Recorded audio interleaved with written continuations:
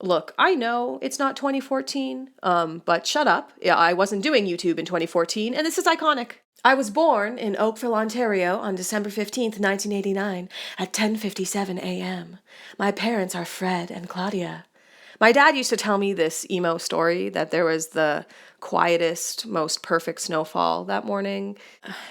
I can still picture his face when he would tell that story, and it makes me cry.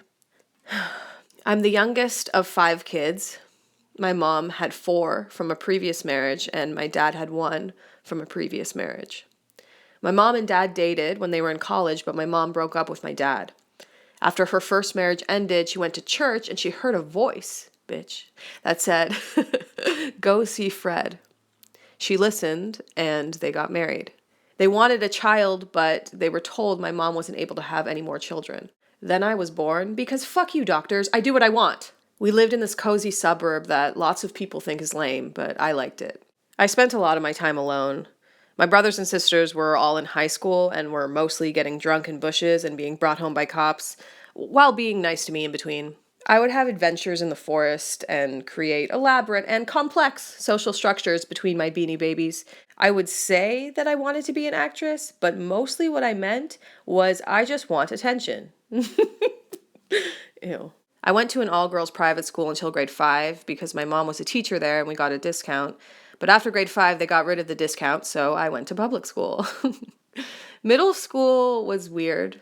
At different periods, I was at different positions on the social ladder. Some guys wanted to bone. Some guys didn't want to bone. Kind of popular, kind of desperate, bullied, and bully. But I also made my oldest friend Wilson. In grade 9, things got more dicey, and if I'm being honest, my therapist brings up this time period a lot. My parents got divorced, then an adult we were living with was inappropriate with me, and someone I was living with became mentally ill and had to go to the hospital for a while. Because of this, I lived with my friends for a while. It was kind of cozy living with my friends. I saw Garden State with one of their families during that period, and it greatly affected me. Don't judge me, it was cool in 2004. After this period, I couldn't listen to sad songs anymore. High school progressed on. My friends and I hung out in the art hallway. No one but the druggy kids dared to venture past the halfway point of that hallway. We would do Ritalin in between the doors and show each other our overly long body hairs. In grade 11, Wilson and I met Jenny, and we became a trio. We called ourselves the Trouble Trio, and shut up, it's adorable! I also started throwing up my meals, and after some time I started starving myself along with throwing up. Then I got skinny and slutty and started doing coke. Great. In grade 12, I got a boyfriend. He was exactly what I thought I wanted. Beautiful, creative, cool. When I was 17, I visited my sister in Montreal, and that trip told me I'm supposed to live here.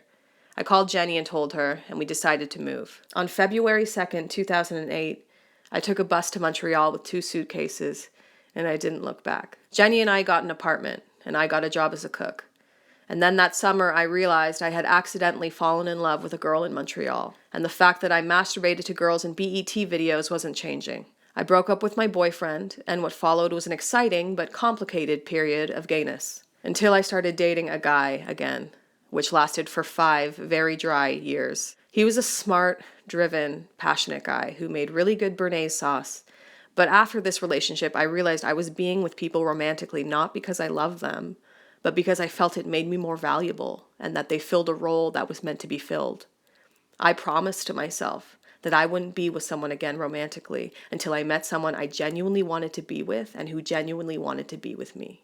I've been single and celibate ever since.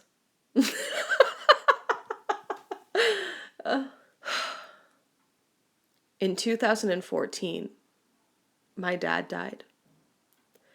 My dad had been sick for most of my life, and it was something that struck a lot of fear in me. Since I was 13, a part of me had been constantly living in anticipation of my dad dying, but that anticipation didn't prepare me for the reality. For whatever reason, Dad dying made the hurt that I had buried from the past come to the surface, and I couldn't subside it anymore. I wanted to die, but instead, I tried. I tried to help myself. And after a lot of trying, I started feeling connected with myself. I moved into an apartment by myself. I got in touch with some kind of divinity I can't explain. I could listen to sad songs again, and I remembered what I dreamt about when I was a kid. I started doing YouTube after watching Shane and Trish and Drew for years. Before making videos, I thought I would never like doing anything. I thought I was debilitatingly lazy, and I would work as a lonely cashier at a grocery store by the sea because it was the most realistic yet romantic future I could imagine for myself. But it turns out that when you find something that you genuinely care about and makes you feel like you have purpose, you are capable of more than you think you are. There is a lot of my life that I didn't draw, out of respect to my family, and out of respect to you for it being exceedingly dull. Some highlights include a lot of mental illness, great, going to university for creative writing, sweet and precious moments with my dad and my mom, my sisters helping raise me, my sweet Marty, who I lived with for 5 years until we became lifelong family, my revolutionary style progression, etc. You can't tie a life up into a bow or lay it cleanly on a whiteboard. Life is messy and painful and full of joy and magic that can't be drawn. I am grateful for everything that has happened. And I am grateful for everything that will.